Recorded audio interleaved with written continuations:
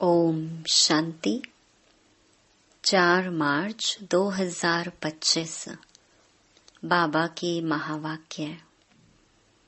मीठे बच्चे, जिन्होंने शुरू से भक्ति की है, 84 जन्म लिए हैं, वह तुम्हारे ज्ञान को बड़ी रुचि से सुनेंगे, इशारे से समझ जाएंगे। प्रश्न: देवी देवता घराने के नजदीक वाली आत्मा है या दूर वाली, उसकी परख क्या होगी?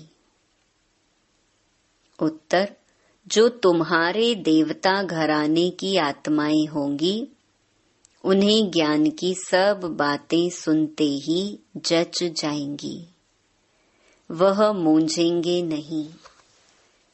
जितना बहुत भक्ति की होगी, उतना जास्ती सुनने की कोशिश करेंगे। तो बच्चों को नब्ज देखकर सेवा करनी चाहिए। ओम शांति। रूहानी बाप बैठ रूहानी बच्चों को समझाते हैं। यह तो बच्चे समझ गए, रूहानी बाप है निराकार, इस शरीर द्वारा बैठ समझाते हैं।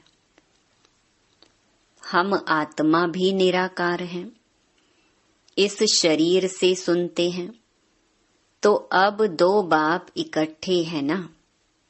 बच्चे जानते हैं दोनों बाबा यहाँ हैं।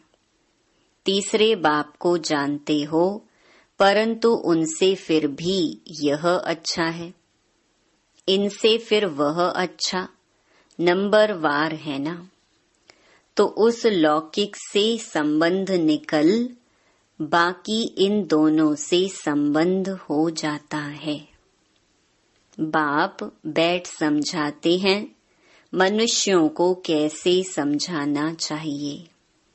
तुम्हारे पास मेला प्रदर्शनी में तो बहुत आते हैं, यह भी तुम जानते हो, 84 जन्म कोई सब तो नहीं लेते होंगे।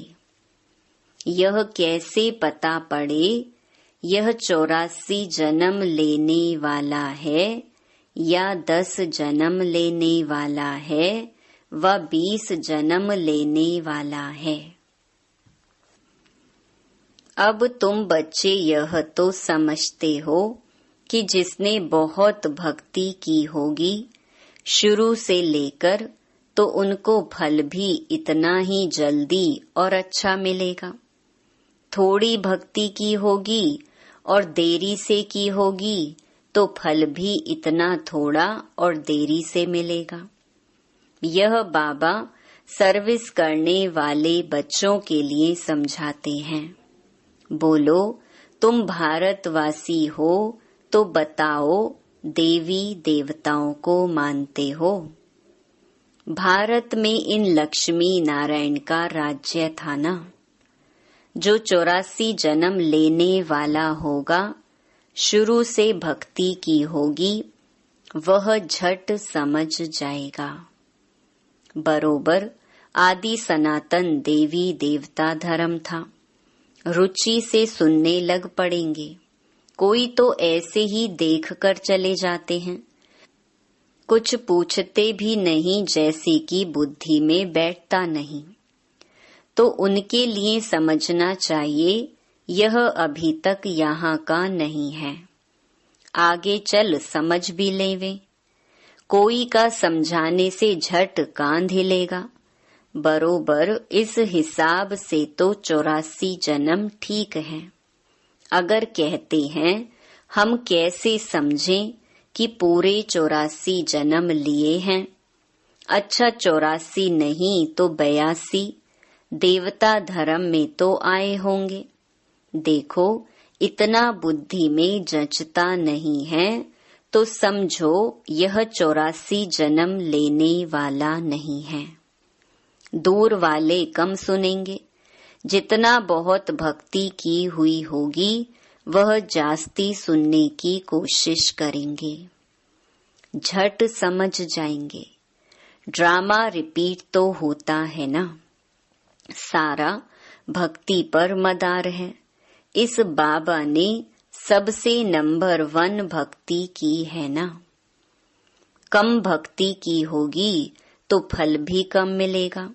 यह सब समझने की बातें हैं। मोटी बुद्धि वाले धारणा कर नहीं सकेंगे। यह मेले प्रदर्शनियां तो होती रहेंगी, सब भाषाओं में निकलेंगी। सारी दुनिया को समझाना है ना। तुम हो सच्चे सच्चे पैगंबर और मैसेंजर। वह धर्म स्थापक तो कुछ भी नहीं करते, न वह गुरु हैं। गुरु कहते हैं, परंतु वह कोई सद्गति दाता थोड़े ही हैं। वह जब आते हैं उनकी संस्था ही नहीं तो सद्गति किसकी करेंगे। गुरु वह जो सद्गति दे, दुख की दुनिया से शांति धाम ले जाए। क्राइस्ट आदि गुरु नहीं, वह सिर्फ धर्म स्थापक हैं।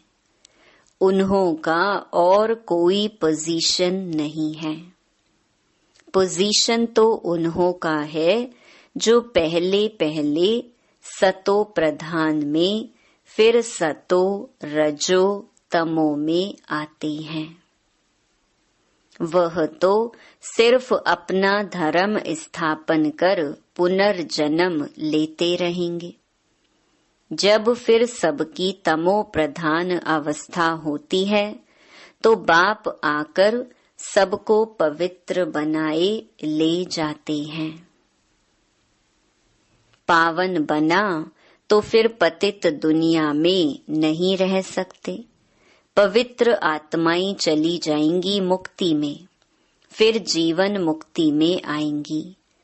कहते भी हैं वह लिबरेटर है, गाइड है, परंतु इसका भी अर्थ नहीं समझते। अर्थ समझ जाएं तो उनको जान जाएं। सतयुग में भक्ति मार्ग के अक्षर भी बंद हो जाते हैं। यह भी ड्रामा में नोंद है, जो सब अपना अपना पार्ट बजाते रहते हैं। सदगति को एक भी पा ना सके। अभी तुमको यह ज्ञान मिल रहा है। बाप भी कहते हैं, मैं कल्प कल्प कल्प के संगम युगे आता हूँ। इनको कहा जाता है कल्याणकारी संगम युग, और कोई युग कल्याणकारी नहीं है। सतयुग और त्रेता के संगम का कोई महत्व नहीं। सूर्यवंशी पास्ट हुए, फिर चंद्रवंशी राज्य चलता है, फिर चंद्रवंशी से वैश्यवंशी बनेंगे तो चंद्रवंशी पास्ट हो गए। उनके बाद क्या बने वह पता ही नहीं रहता है। चित्र आदि रहते हैं तो समझेंगे यह सूर्यवंशी हमारे बड़े थे, यह चंद्रवंशी थे, वह महाराजा, वह राजा, वह बड़े धनवान थे। वह फिर भी नापास तो हुए ना। यह बातें कोई शास्त्रों आदि में नहीं है। अब बाप बैठ समझाते हैं। सभी कहते हैं हमको लिबरेट करो, पतित से पावन बनाओ। सुख के लिए नहीं कहेंगे, क्योंकि सुख के लिए निंदा कर दी है शास्त्रों में। सब कहेंगे मन की शांति कैसे मिले। अभी तुम बच्चे समझते हो, तुमको सुख शांति दोनों मिलते हैं। जहाँ शांति है वहाँ सुख है, जहाँ अशांति है वहाँ दुख है। सतयुग में सुख शांति है, यहाँ दुख अशांति है। यह बाप बैठ समझाते हैं। तुमको माया रावण ने कितना तुच्छ बुद्धि बनाया है। यह भी ड्रामा बना हुआ है। बाप कहते हैं, मैं भी ड्रामा के बंधन में बांधा हुआ हूँ। मेरा पार्ट ही अभी है जो बजा रहा हूँ। कहते भी हैं बाबा, कल्प कल्प आप ही आकर भ्रष्टाचारी पतित से श्रेष्ठाचारी पावन बनाते हो। भ्रष्टाचारी बने हो रावण द्वारा। अब बाप आकर मनुष्य से देवता बनाते हैं। यह जो गायन है उनका अर्थ बाप ही आकर समझाते हैं। उस अकाल तख्त पर बैठने वाले भी इसका अर्थ नहीं समझते। बाबा ने तुमको समझाया है, आत्माएं अकाल मूरत हैं। आत्मा का यह शरीर है रथ, इस पर अकाल अर्थात जिसको काल नहीं खाता, वह आत्मा विराजमान है। सतयुग में तुमको काल नहीं खाएगा। अकाले मृत्यु कभी नहीं होगी। वह है ही अमर लोक, यह है मृत्यु लोक। अमर लोक मृत्यु लोक का भी अर्थ कोई नहीं समझते हैं। बाप कहते हैं, मैं तुमको बहुत सिंपल समझाता हूँ। सिर्फ माँ मेकम याद करो तो तुम पावन बन जाएंगे। साधु संत आदि भी गाते हैं पतित पावन। पतित पावन बाप को बुलाते हैं। कहाँ भी जाओ तो यह जरूर कहेंगे पतित पावन। सच तो कभी छिप नहीं सकता। तुम जानते हो अभी पतित पावन बाप आया हुआ है, हमें रास्ता बता रहे हैं। कल्प पहले भी कहा था, अपने को आत्मा समझ माँ मेकम याद करो तो तुम सतो प्रधान बन जाएंगे। तुम सब आशिक हो मुझ माशूक के। वह आशिक माशूक तो एक जन्म के लिए होते हैं। तुम जन्म जन्मांतर के आशिक हो। याद करते आए हो, हे प्रभु। देने वाला तो एक ही बाप है ना। बच्चे सब बाप से ही मांगेंगे। आत्मा जब दुखी होती है तो बाप को याद करती है। सुख में कोई याद नहीं करते, दुख में याद करते हैं। बाबा आकर सद्गति दो। जैसे गुरु के पास जाते हैं, हमको बच्चा दो। अच्छा बच्चा मिल गया तो बहुत खुशी होगी। बच्चा नहीं हुआ तो कहेंगे ईश्वर की भावी। ड्रामा को तो वह समझते ही नहीं। अगर वह ड्रामा कहे तो फिर सारा मालूम होना चाहिए। तुम ड्रामा को जानते हो और कोई नहीं जानते। ना कोई शास्त्रों में ही है। ड्रामा माना ड्रामा। उनके आदि मध्य अंत का पता होना चाहिए। बाप कहते हैं, मैं 5-5 हजार वर्ष बाद आता हूँ। यह 4 युग बिल्कुल इक्वल हैं। स्वास्तिका का भी महत्व है ना। खाता जो बनाते हैं तो उसमें स्वास्तिका बनाते हैं। यह भी खाता है ना। हमारा फायदा कैसे होता है, फिर घाटा कैसे पड़ता है। घाटा पड़ते पड़ते अभी पूरा घाटा पड़ गया है। यह हार जीत का खेल है। पैसा है और हेल्थ भी है तो सुख है। पैसा है हेल्थ नहीं तो सुख नहीं। तुमको हेल्थ वेल्थ दोनों देता हूँ तो हैप्पीनेस है ही। जब कोई शरीर छोड़ता है तो मुख से तो कहते हैं फलाना स्वर्ग पधारा, लेकिन अंदर दुखी होते रहते हैं। इसमें तो और ही खुश होना चाहिए। फिर उनकी आत्मा को नरक में क्यों बुलाते हो? कुछ भी समझ नहीं है। अभी बाप आकर ये सब बातें समझाते हैं। बीज और झाड़ का राज समझाते हैं।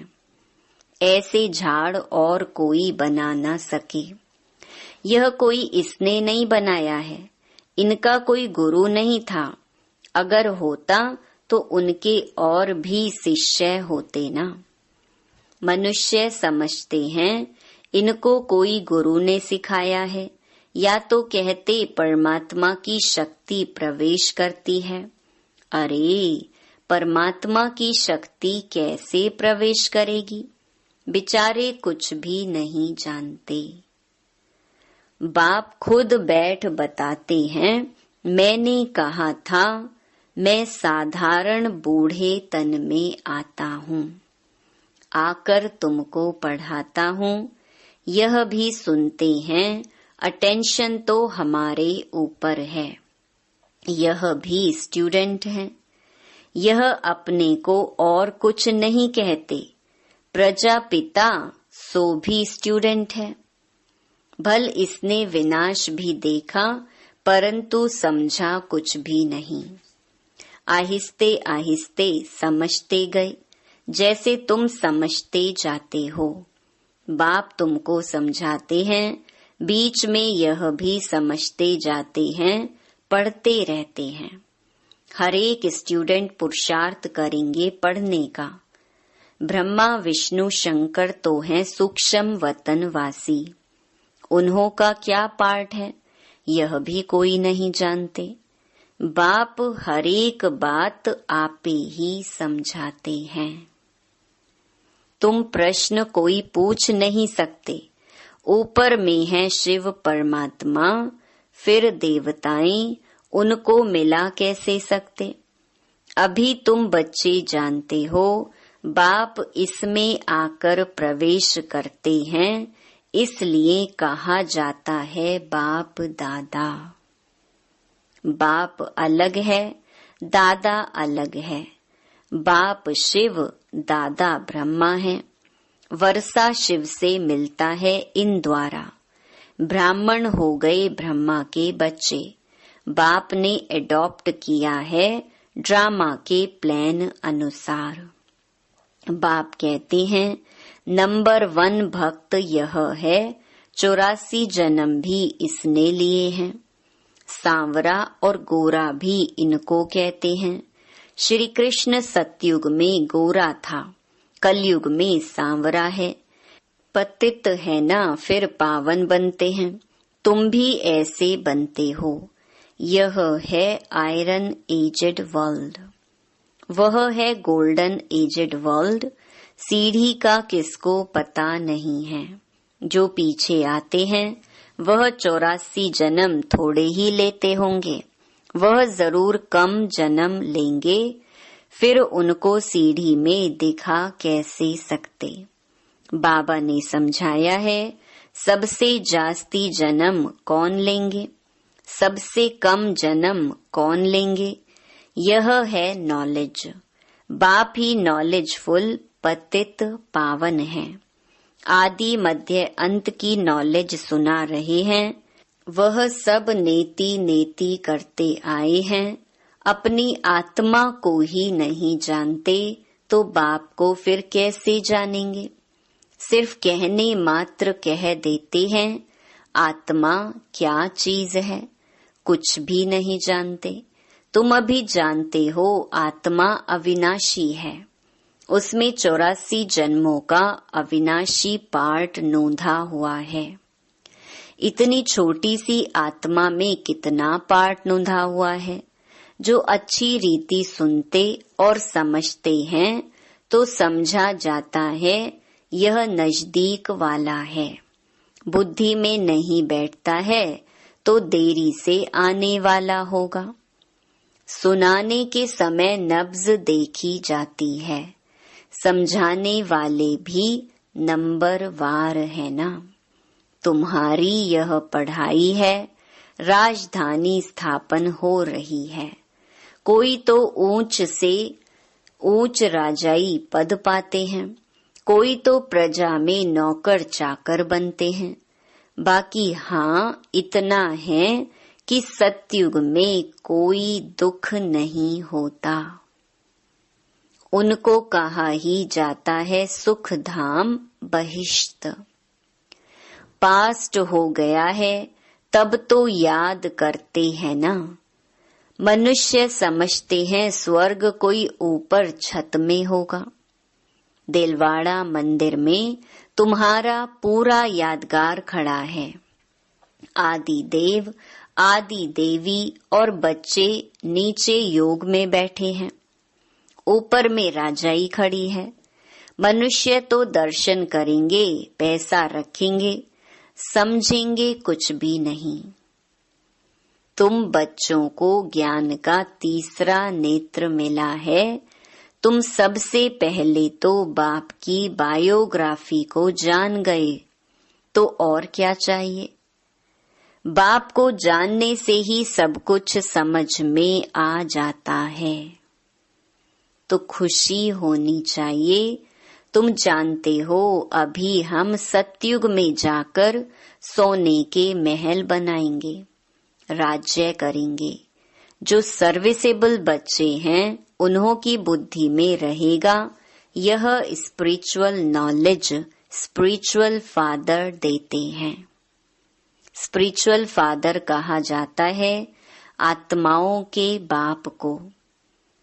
वही सद्गति दाता है, सुख शांति का वर्षा देते हैं। तुम समझा सकते हो यह सीढ़ी है भारतवासियों की, जो 84 जन्म लेते हैं। तुम आते ही आधे में हो, तो तुम्हारे 84 जन्म कैसे होंगे। सबसे जास्ती जन्म हम लेते हैं। यह बड़ी समझने की बातें हैं। मुख्य बात ही है पतित से पावन बनने लिए बुद्धि योग लगाना है। पावन बनने की प्रतिज्ञा कर, फिर अगर पतित बनते हैं तो हडगुड़ एकदम टूट पड़ती है, क्योंकि 5 मंजिल से गिरते हैं। बुद्धि ही मलेच्छ की हो जाएगी। दिल अंदर खाता रहेगा, मुख से कुछ निकलेगा नहीं। इसीलिए बाप कहते हैं खबरदार रहो। अच्छा, मीठे मीठे सिकीलधे बच्चों प्रति मात पिता बाप दादा का याद प्यार और गुड मॉर्निंग। रूहानी बाप की रूहानी बच्चों को नमस्ते। धारणा के लिए मुख्य सार। पहला, इस ड्रामा को यथार्थ रीति समझ माया के बंधनों से मुक्त होना है। स्वयं को अकाल मूरत आत्मा समझ बाप को याद कर पावन बनना है। दूसरा, सच्चा सच्चा पैगंबर और मैसेंजर बन सबको शांति धाम सुख धाम का रास्ता बताना है। इस कल्याणकारी संगम युग पर सभी आत्माओं का कल्याण करना है। वरदान, बाप और सेवा की स्मृति से एकरस स्थिति का अनुभव करने वाले सर्व आकर्षण मुक्त भव। जैसे सर्वेंट को सदा सेवा और मास्टर याद रहता है, ऐसे वर्ल्ड सर्वेंट सच्चे सेवाधारी बच्चों को भी बाप और सेवा के सिवाय कुछ भी याद नहीं रहता। इससे ही एकरस स्थिति में रहने का अनुभव होता है। उन्हें एक बाप के रस के सिवाय सब रस नीरस लगते हैं। एक बाप के रस का अनुभव होने के कारण कहाँ भी आकर्षण नहीं जा सकती। यह एकरस स्थिति का तीव्र पुरुषार्थ ही सर्व आकर्षणों से मुक्त बना देता है। यही श्रेष्ठ मंजिल है। स्लोगन, नाजुक परिस्थितियों के पेपर में पास होना है तो अपनी नेचर को शक्तिशाली बनाओ। अव्यक्त इशारे सत्यता और सभ्यता रूपी कल्चर को अपनाओ। जब भी कोई असत्य बात देखते हो, सुनते हो, तो असत्य वायुमंडल नहीं फैलाओ। कई कहते हैं यह पाप कर्म है ना। पाप कर्म देखा नहीं जाता, लेकिन वायुमंडल में असत्यता की बातें फैलाना यह भी तो पाप है। लौकिक परिवार में भी अगर कोई ऐसी बात देखी व सुनी जाती है तो उसे फैलाया नहीं जाता। कान में सुना और दिल में